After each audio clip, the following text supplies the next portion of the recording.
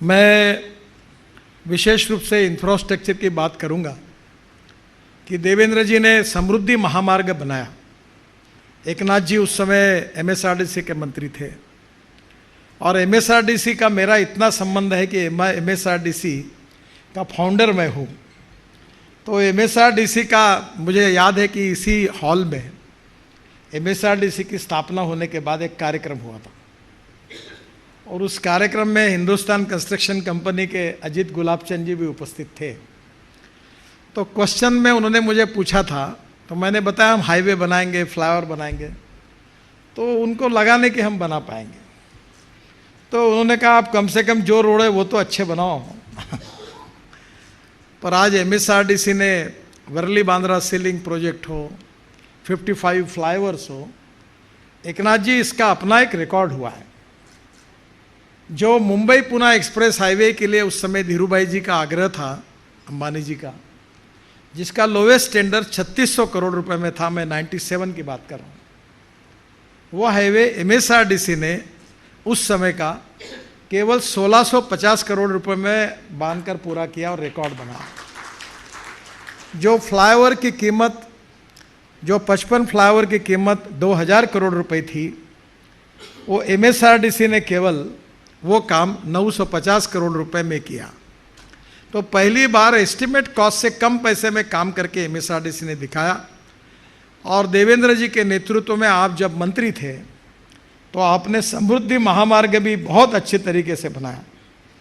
कल मैं गवर्नर साहब को लेकर मैं अकोला जा रहा था, तो फ्लाइट में मैं उनको समृद्धि महामार्ग दिखा रहा था और सही में ये समृद्धि महामार्ग महाराष्ट्र के इतिहास के लिए एक समृद्धि देगा और इसलिए स्वाभाविक रूप से आज महाराष्ट्र और प्रगति और विकास की ओर जा रहा है।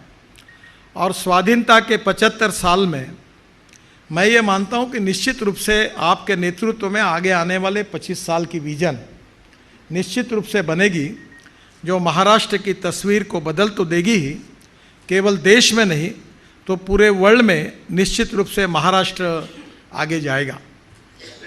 एक महत्वपूर्ण बात है कि जो मैं आपसे आज इस निमित्त रिक्वेस्ट करूंगा कि हम दिल्ली से मुंबई हाईवे बना रहे हैं और ये हाईवे लगभग 70% इसी साल दिसंबर में पूरा हो रहा है। 1 लाख करोड़ का एक ही हाईवे है और मेरा ड्रीम है कि नरीमन पॉइंट से यानी ताज होटल से दिल्ली में 12 घंटे में पहुंचना।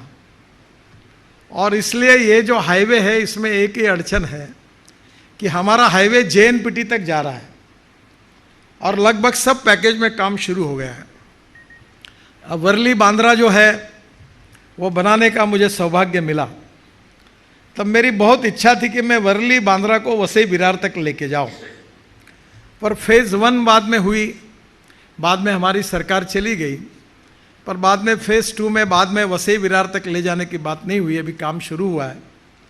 पर मैंने उसके लिए आगे 50,000 करोड़ रुपए का बहुत बड़ा जो वर्ली बांद्रा को लिंक करने वाला नरीमन पॉइंट से लेकर, क्योंकि इधर आपने फिर ये कोस्टल रोड बनाया तो डायरेक्ट हम लोग दिल्ली तक पहुंच जाएंगे। तो 50,000 करोड़ का एक बहुत बड़ा ब्रिज बनाकर डीपीआर बना के मैंने तैयार रखा है। मेरी 2-3 केवल कंडीशंस है कि वो जो जीएसटी लगेगा महाराष्ट्र का उसको मुझे माफ़ कर दो स्टील और सीमेंट का, और एग्रीगेट और सीमेंट जो लगेगा उसको रॉयल्टी फ्री कर दो, और थोड़ा सा ब्रिज के बाजू में जो खाली लैंड पड़ी होगी वो दे दो।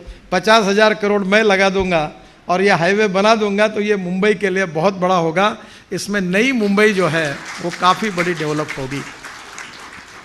दूसरी और एक इम्पॉर्टेंट बात जो है, जो आज इंफ्रास्ट्रक्चर में ऑलरेडी हो रही है, कि अभी हम लोग पुणे से बेंगलोर हाईवे बना रहे हैं, पर बीच में उस समय के उप मुख्यमंत्री अजीत पवार और मैं पुणे में हमारी मीटिंग हुई, अधिकारियों के साथ भी हुई, और अब उसको मैं मुंबई से बेंगलोर हाईवे बना रहा हूँ।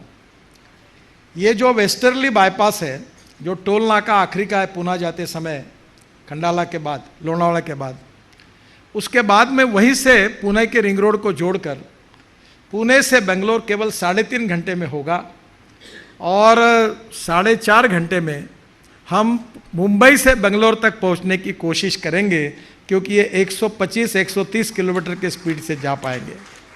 तो मुझे लगता है कि इसका भी भूमि पूजन अलाइनमेंट पक्की हो गई है और ये भी आने वाले 2-3 महीने में इस कार्य की शुरुआत होगी। और दूसरा, पुणे से औरंगाबाद ये नए रोड का भी हमने अलाइनमेंट पक्की कर दी है और पुणे से औरंगाबाद संभाजीनगर 2 घंटे में होगा।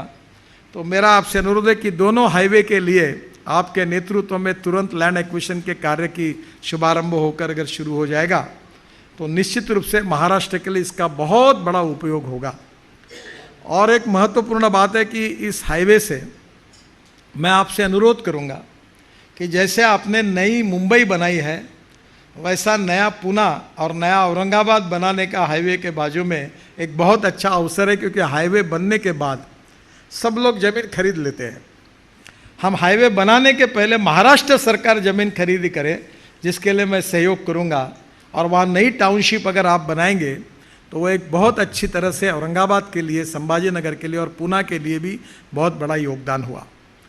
एक अच्छी बात हुई है कि मुंबई और पूना का पोल्यूशन जो ठाणे का है, इसमें सबसे बड़ा प्रॉब्लम है कि जो हमारा पूरा जम्मू कश्मीर से लेकर पूरा उत्तर का जो ट्रैफिक आता है, दिल्ली, पंजाब, हरियाणा, राजस्थान, गुजरात, ये पूरा मुंबई आता है और मुंबई से पूना जाता है और पूना से एक तरफ सोलापुर और एक तरफ कोल्हापुर जाता है साउथ जाने के लिए। पर अब हमने एक नया रोड बनाया जो सूरत से डायरेक्ट, सूरत से नासिक और नासिक से अहमदनगर और अहमदनगर से सोलापुर और सोलापुर से आगे एक तरफ वो हैदराबाद, त्रिवेंद्रम, बेंगलोर तक पूरे तरह हमने हाईवे उधर मार्क किए हैं, तैयार किए हैं। तो मुझे लगता है कि ये पूरा जो साउथ का ट्रैफिक है मुंबई और पूना आने वाला है, इसमें 50% कम हो जाएगा। तो इसमें पूना और मुंबई का पोल्यूशन भी काफ़ी कम होगा, ठाणे का बहुत कम होगा। और इसलिए ये भी आप इसके लिए ज़रूर प्राथमिकता दीजिए, जो आपके नेतृत्व में ये महाराष्ट्र के लिए बहुत महत्वपूर्ण होगा। नागपुर से हैदराबाद का भी हाईवे बना रहे, जिसमें देवेंद्र जी का वो और मैं दोनों नागपुर के हैं, तो दोनों बैठकर उसमें का समाधान तो हम तुरंत पे काम शुरू करेंगे।